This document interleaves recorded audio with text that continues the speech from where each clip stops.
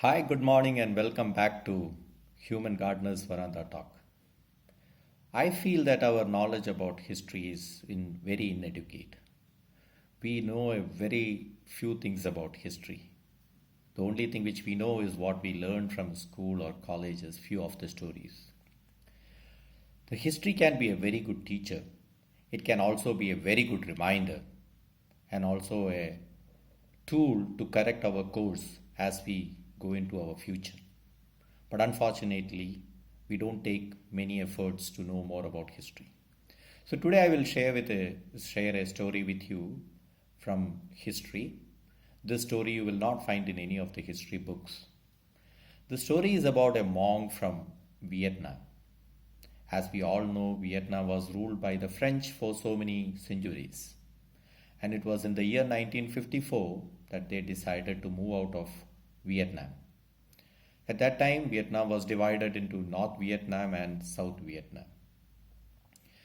The South Vietnam was left with a person called No Dinh Diem as a ruler. He was actually a tyrant. He never believed in Buddhism, so he unleashed terror on them, the Buddhist monks. He harassed them and even executed many of the Buddhist monks. And the monks who believe in Buddhism in their style peacefully, silently started protesting. But then their protest never found much success, and this harassment continued. And it was in the year 1963, there was a rumor that something important is going to happen in one of the busiest intersections of the city called Saigon.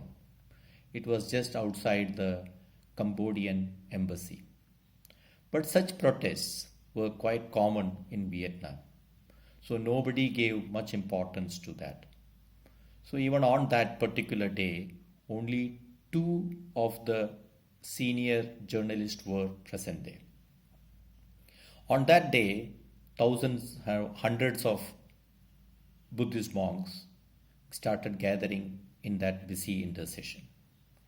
They came there and started telling their prayers and protesting. Meanwhile, a car came, and from the car alighted a very old Buddhist monk. He was around 65 years old.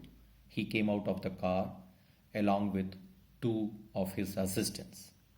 The name of this particular monk was Quang Duc. He put a pillow on the road. He sat on that pillow in lotus position. Meanwhile, the assistants poured a big can of petrol over him. He took out his prayer bead, started praying before striking a match and dropping that on himself.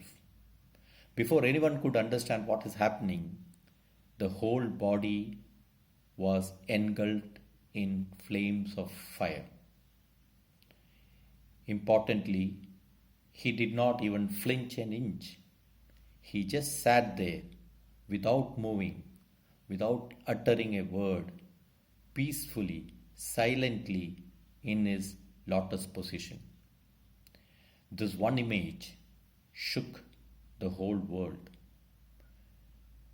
Even I was extremely moved when I heard the story for the first time.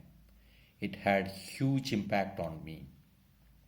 Not just on me, of course, this one small but significant incident had a huge impact on the Vietnam. After that, many other monks also gave up their life for their cause. So soon the Diem regime has to move out. He was assassinated, and as we all know, soon democracy came back to Vietnam.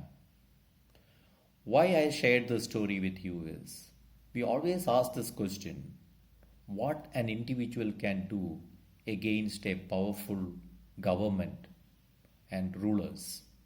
Yes, it is right. They are very powerful. But this story says that an individual can make a lot of difference. What is important is to have the courage and conviction. If we have the courage and conviction within, just one person can make all the difference. This is one important lesson which I learned from this story. I am sure all of you must have learned something from this story. Until the time I come back with more stories, thank you very much for listening.